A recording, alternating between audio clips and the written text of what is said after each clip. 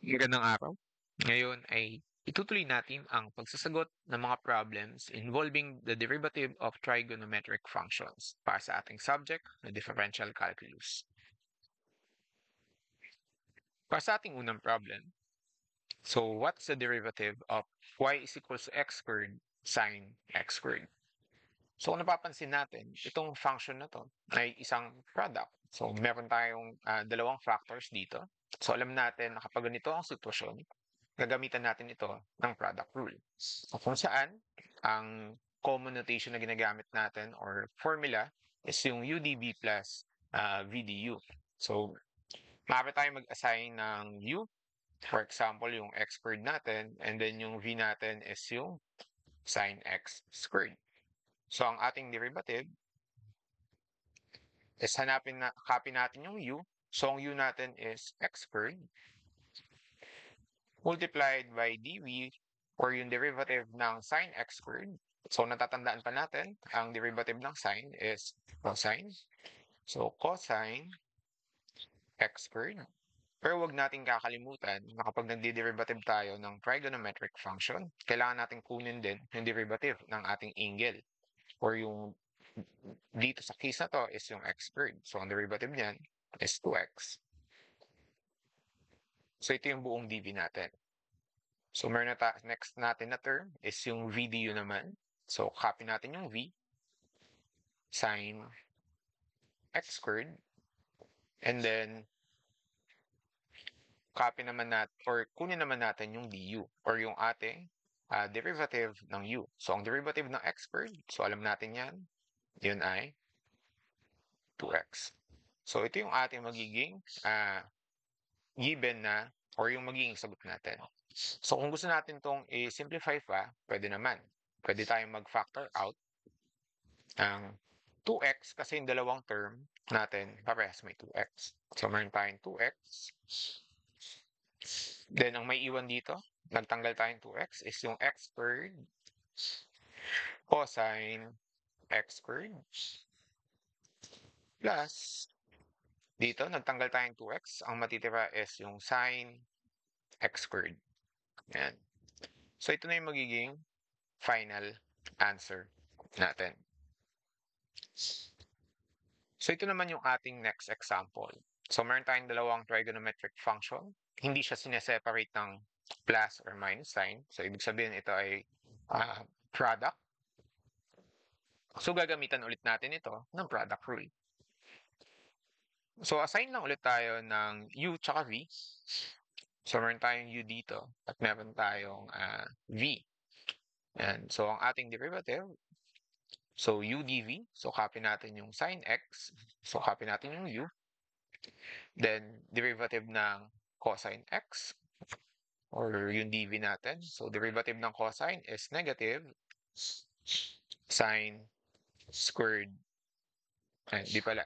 Negative sine x lang pala. Sorry. Then, derivative ng nasa loob. So, derivative ng x ay equal lang din sa 1. So, hindi na natin siya ikakopy. Then, plus vdu naman tayo.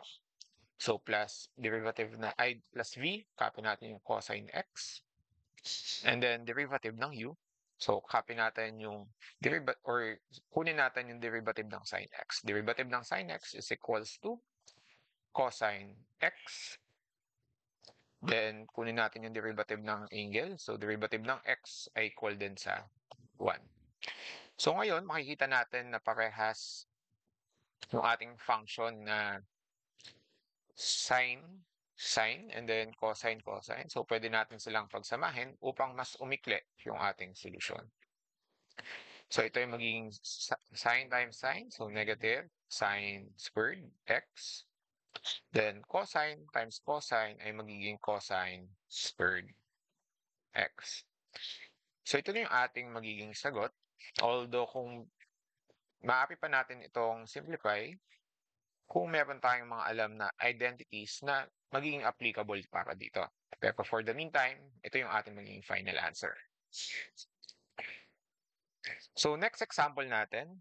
So, ito naman, sine squared 2x at cosine cube 2x.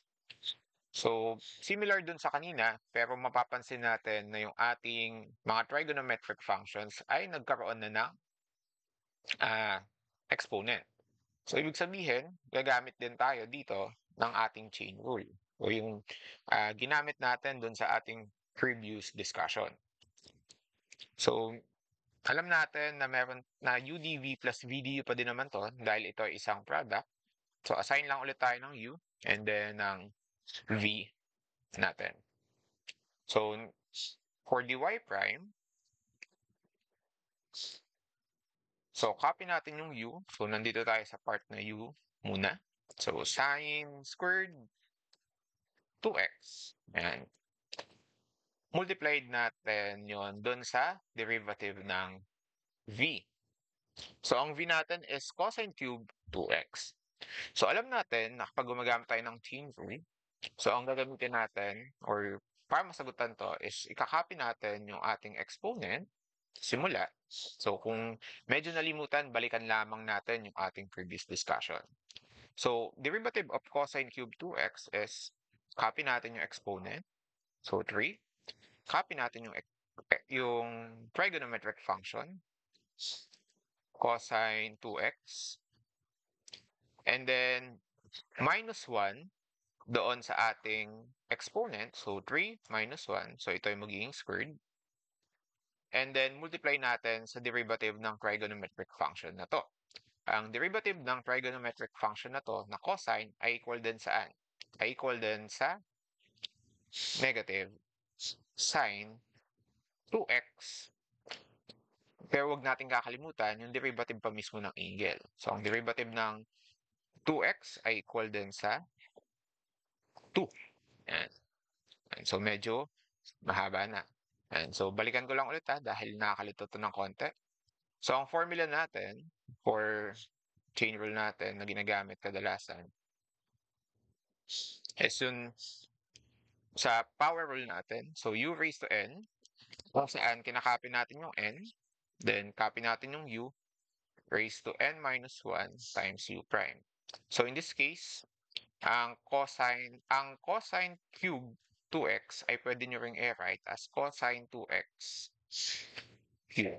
Yan. And so, sa ganitong form, ulitin natin, copy natin yung exponent. So, ito yung 3. Then, copy natin yung original trigonometric function. So, cosine 2x. Then, next natin is minusan natin ng 1 yung ating exponent. So, 3 minus 1, kaya siya naging 2.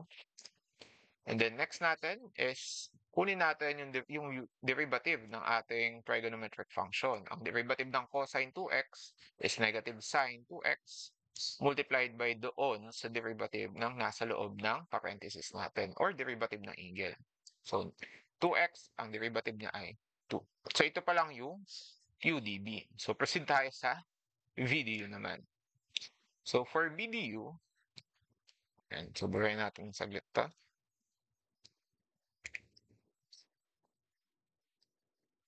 Ayan. May pagsulatan pa tayo. Ayan. So, for VDU, so copy lang natin yung V. Ang V natin is cosine cube 2x. Ang du naman natin is yung derivative ng sine squared 2x. So, yung sine squared, pwede natin din siyang i-write as sine 2x raised to 2.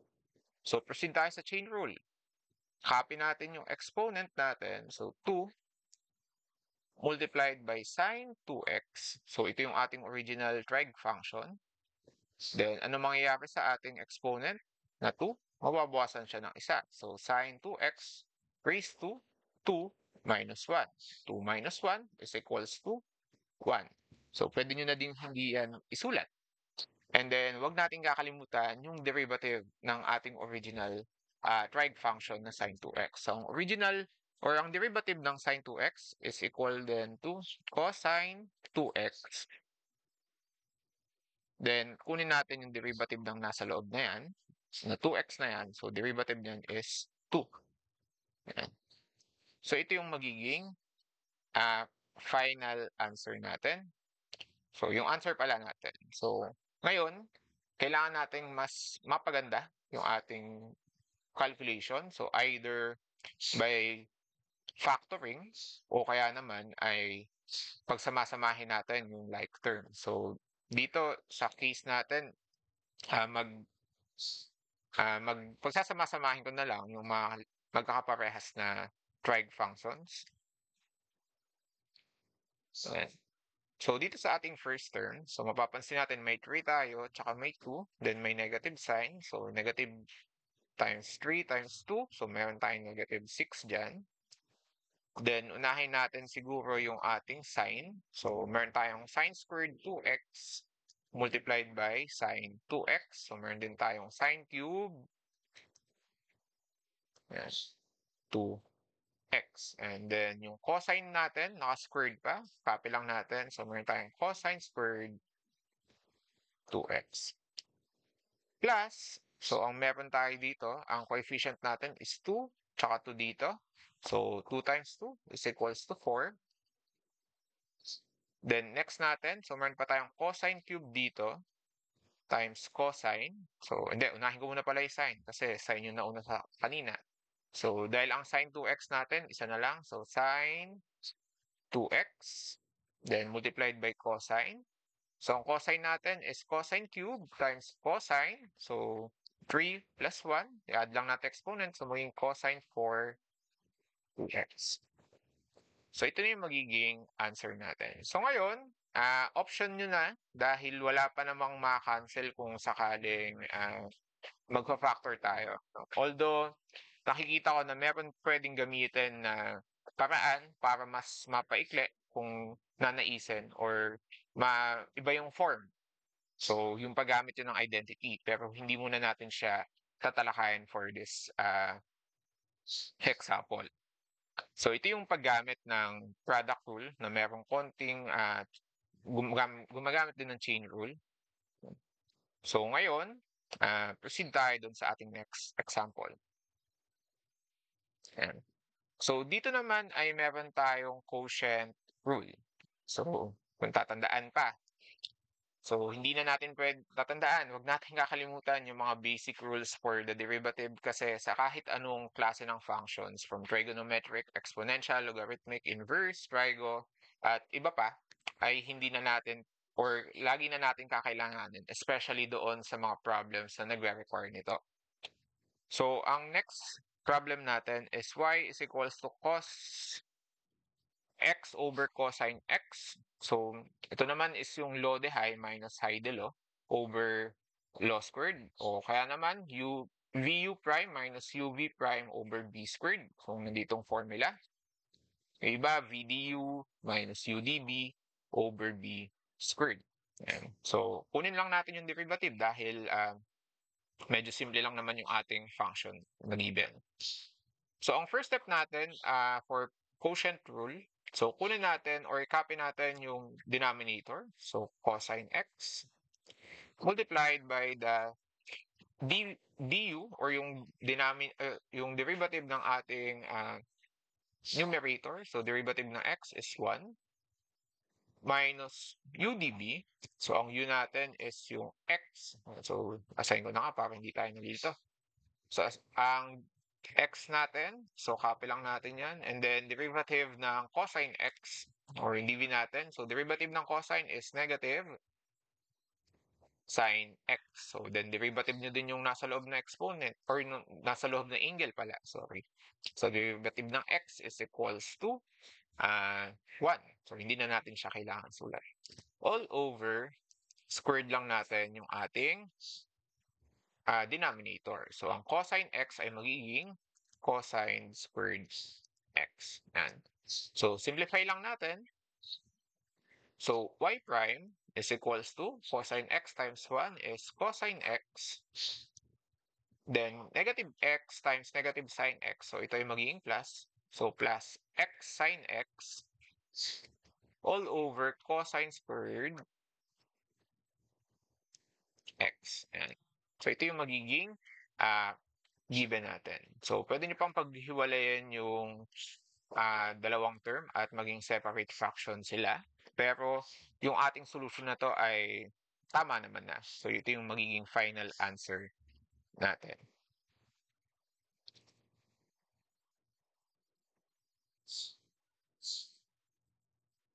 Yan. So, ang next example natin is dalawang trig function naman. So, similar lang din. Gagamit lang din tayo ng quotient rule. So, assign tayo ng u tsaka ng v natin. Dahil yun yung ginagamit nating notation sa formula. Pero kung may iba kayong notation, so mas maganda yun yung gamitin nyo. So, unahin natin is yung v. So, proceed tayo sa pag-copy ng denominator. So, cosine 2x multiplied by du or yung derivative ng ating upper function. So, derivative ng sine ay cosine. So, cosine, then copy nyo yung angle. Pero huwag natin kakalimutan, kapag kumuha tayong derivative ng trigonometric function, kailangan nating kunin yung kanyang derivative ng angle. So, ang derivative ng x squared ay equal din sa 2x. Then, minus u. So, ito naman, copy natin yung sine x squared multiplied by dv or yung derivative ng ating nasa may ibabang function. So, cosine or derivative pala ng cosine natin, sorry, ay equal din sa negative sine 2x. Pero dahil siya ay merong or wag natin kakalimutan yung derivative ng angle natin. Sorry.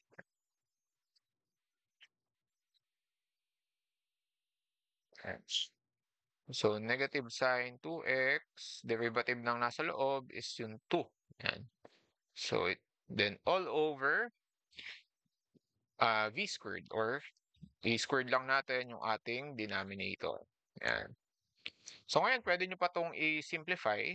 So, pagsamahin lang or i-ayos lang natin ng konti yung function para mas madali siyang maintindihan. So, yung ating function magiging 2. Unahin ko yung coefficient, then yung polynomial term or polynomial algebraic, 2x. Then, hindi natin pwede pagsamahin yung dalawang cosine na to.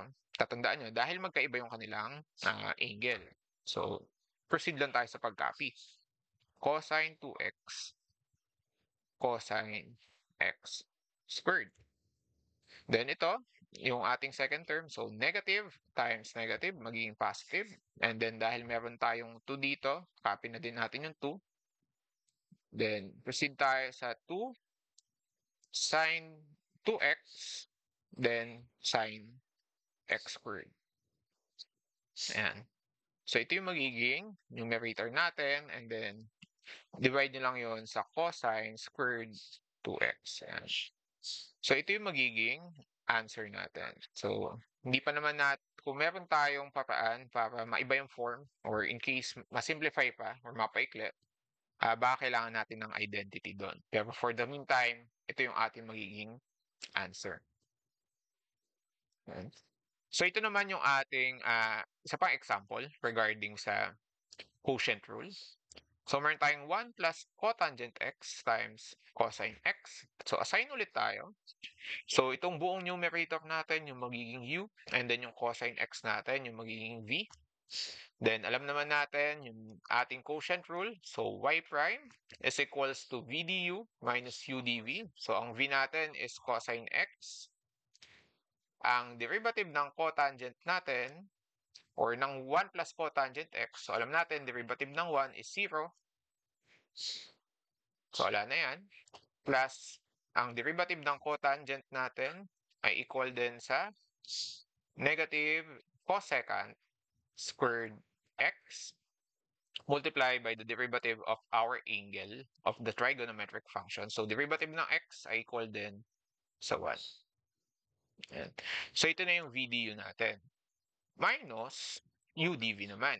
So, u natin is 1 plus cotangent x divided by, multiplied by, derivative of the denominator or yung cosine x naman. So, ang derivative ng cosine x is negative sine x. Multiplied by 1, pero hindi na natin siya kailangang isulat. Then, divide natin yung buong equations by the v squared or yung squared of the denominator. So, cosine squared x. So dito, pwede na nating i-simplify pa para umikli lalo yung ating solution. So wala naman na to. So meron tayong negative cosecant squared x times cosine x.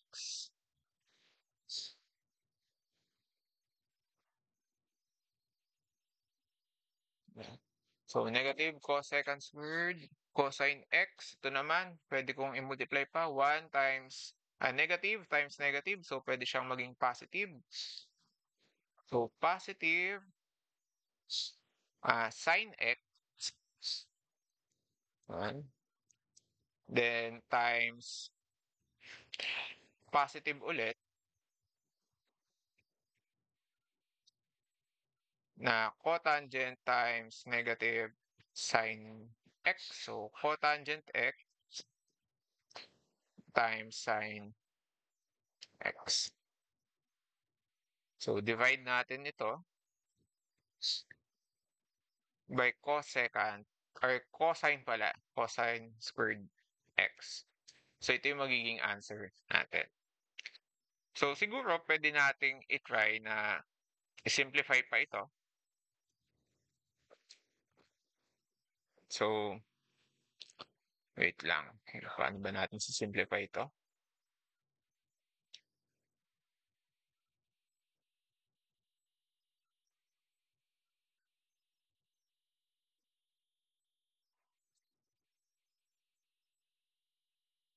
So gamit lang tayo ng ilang identity siguro.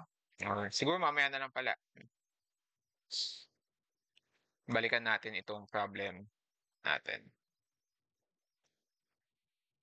So ito muna yung magiging answer natin. Pero kung gusto nyo, dahil medyo mahaba yung ating final answer, para mas mapaikli siya, pwede natin gamitan ng ilang identities para mas makompress lang ng konti yung sagot. Pero basically, tama lang din naman yung ating calculation dito.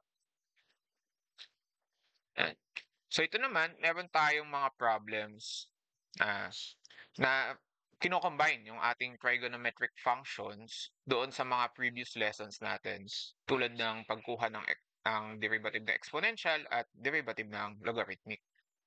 So dito, so meron tayong function na y is equals to e sine 3x squared. So natatandaan pa natin, ang derivative ng e raised to x, or in this case, dahil yung exponent natin ay isang trig function. So, e raised to u, where u is in terms of x. So, kakopy lang natin yung buong equation. Multiplied by the derivative of the exponent of u. And so, u prime. So, ngayon, gawin lang natin yan. So, ang derivative natin, y prime natin. So, ulit, copy natin yung original given. So, e times to the raised to sine 3x squared, then multiplied by the derivative of the exponent. Ang derivative ng exponent natin, so derivative ng sine is cosine 3x squared. Then yung derivative ng nasa loob natin, so derivative ng 3x squared is 6x. Then, ayusin lang natin ng konti yung form niya para mas maayos. So, unahin natin yung coefficient, then yung algebraic, and then either yung trig or yung exponential yung mauna. Pero in this case, unahin ko siguro yung trigonometric function. And then last natin is yung ating exponential part. So ito yung magiging sagot natin. So kung papansin natin kapag ang problem ay nagiging mas kakaiba, so ibig sabihin pinagsasama-sama na yung iba't ibang klase ng function. So kailangan hindi natin malimutan yung mga derivative ng ibang klase ng function. So exponential, logarithmic, for example. So dito sa logarithmic, yung derivative ng ln natin, so dito ln u ay equal lang doon sa u prime or yung derivative ng u, yung nasa loob ng parenthesis natin, over u. So ngayon, ang y prime natin, so unahin natin siguro yung denominator. Copy lang natin yung cosine 3x. And then, ano yung derivative ng cosine 3x? Dahil yun yung nasa may taas natin. So, yung u prime natin, ang derivative ng cosine 3x ay equal din sa sine 3x. Oops, negative pala. So, negative sine 3x multiplied by the derivative of the angle. So, derivative of 3x is equals to 3. So ngayon, ito yung maging sagot natin. So pag gumamit kayo ng identity, so ang pinaka-basic na identity na alam natin or yung equivalent trig function nito is tangent, di ba? So pwede pa nating i-simplify. So negative 3 tangent 3x. So yung tangent 3x galing yan sa sine over cos ay equal sa tangent. So ito yung magiging answer natin. Yan. And so let's try to solve more examples pa.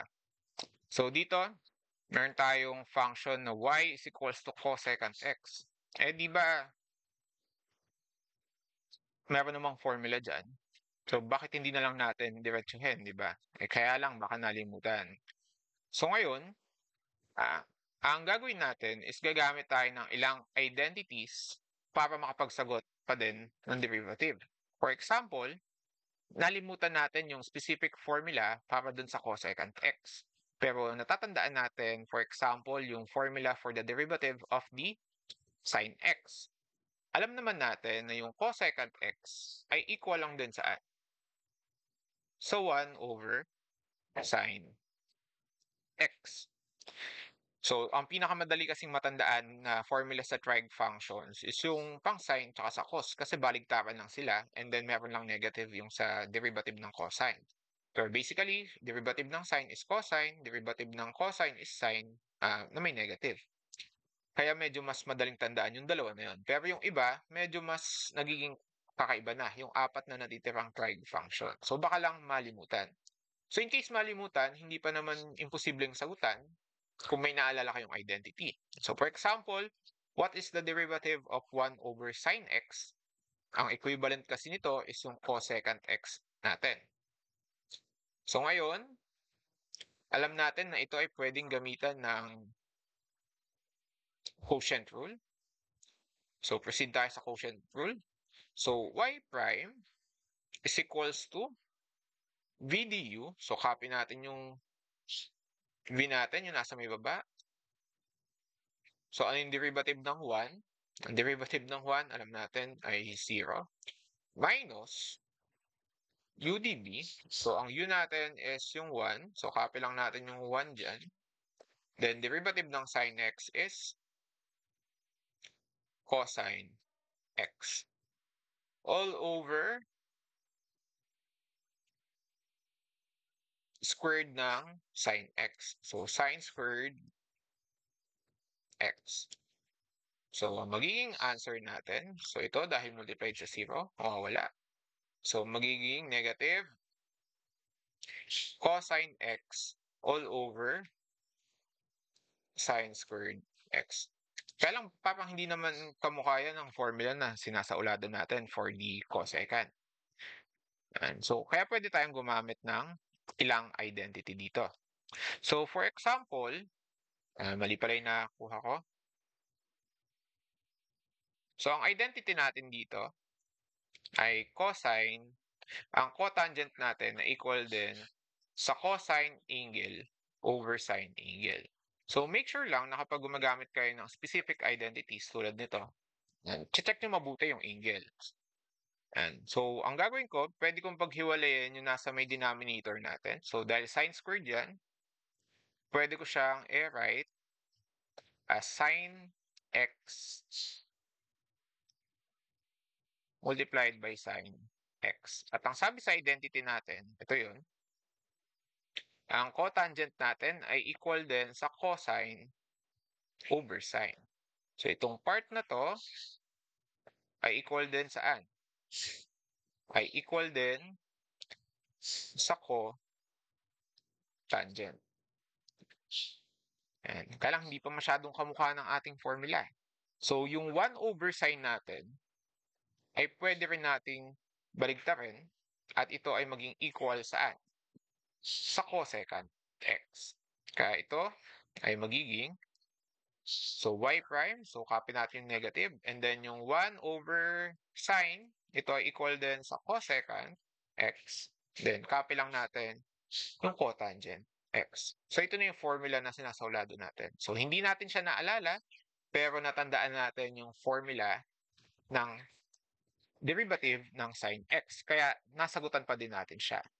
So sa trigonometric functions kasi, especially sa pagkuha ng derivative nito, napakahalaking tulong kung natatandaan natin yung iba't ibang identities na meron.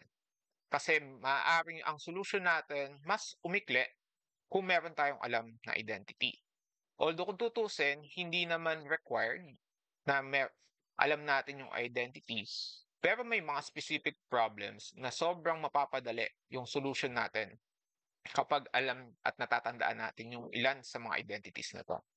Para sa complete list or sa mga available identities or commonly used identities, so madali naman siyang makikita kapag tayo ay nag-search, di ba? So, yun na lang muna yung ating hanapin. Pero may mga ilang examples ako dito na gumagamit ng mga identities upang mas mapadali yung ating solution. So, narito yung problem natin. So, 1 plus cotangent x all over cosine x. Kung natatandaan nyo, kanina-nina lang, ito yung ating sinagutan na problem. So, balikan natin at try natin na instead na, kasi unang tingin, quotient rule ito.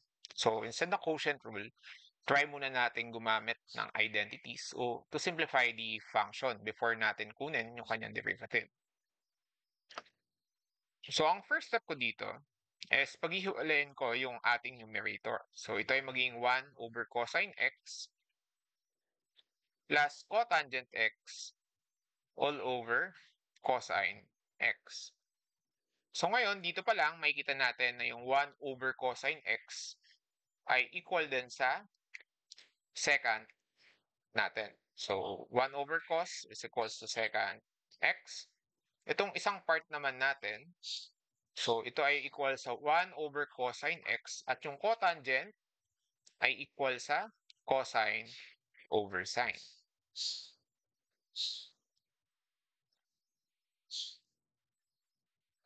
So, dito pa lang, makikita natin na pwede ko i-cancel yung cosine parehas. Ang matitira is 1 over sine x.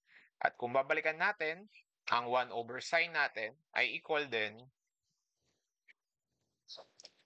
sa cosecant x. So, ang given natin is secant x plus cosecant x. So, hanapin natin yung kanilang derivative. So, ito naman, parehas may direct formulas. So, ililista na lamang natin yung kanilang sagot. Ang derivative ng secant x is sectan. Ayan. So, secant x, tangent x. Then, kunin nyo yung derivative ng angle. So, ang derivative ng angle natin is 1. So, hindi ko na isusulat.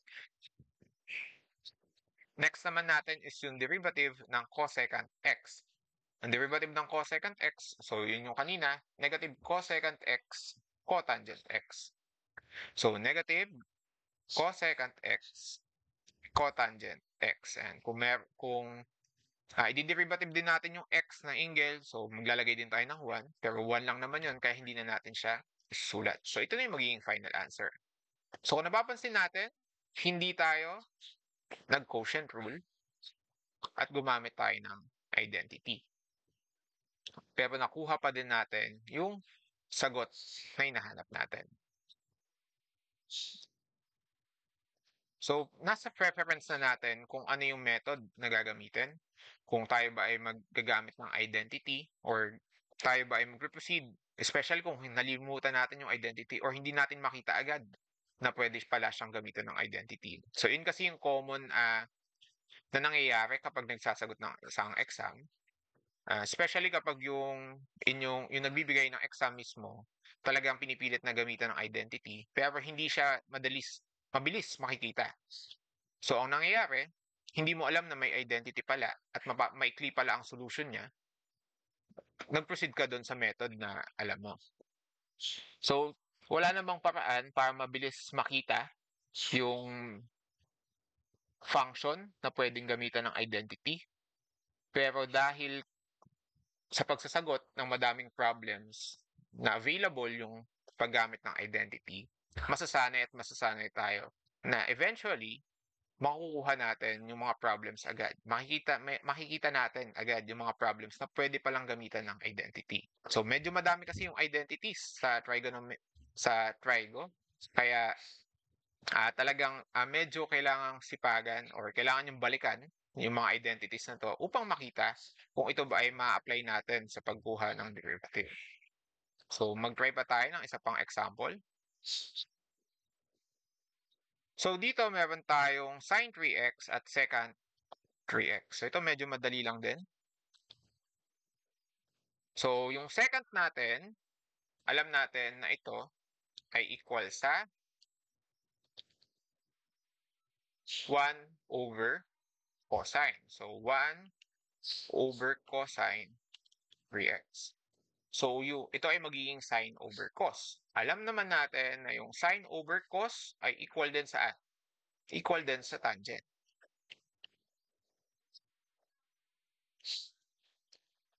So ang function pala natin is tangent 3x lang.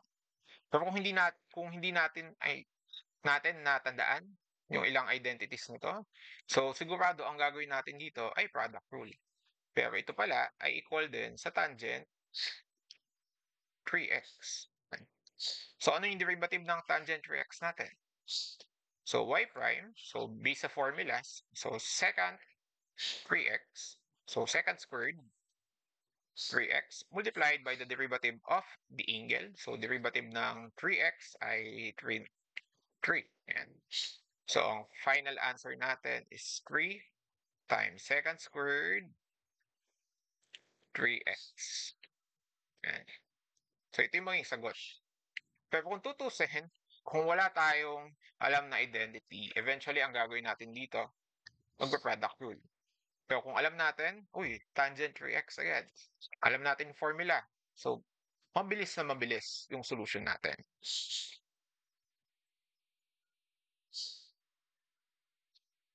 So, let's try another example.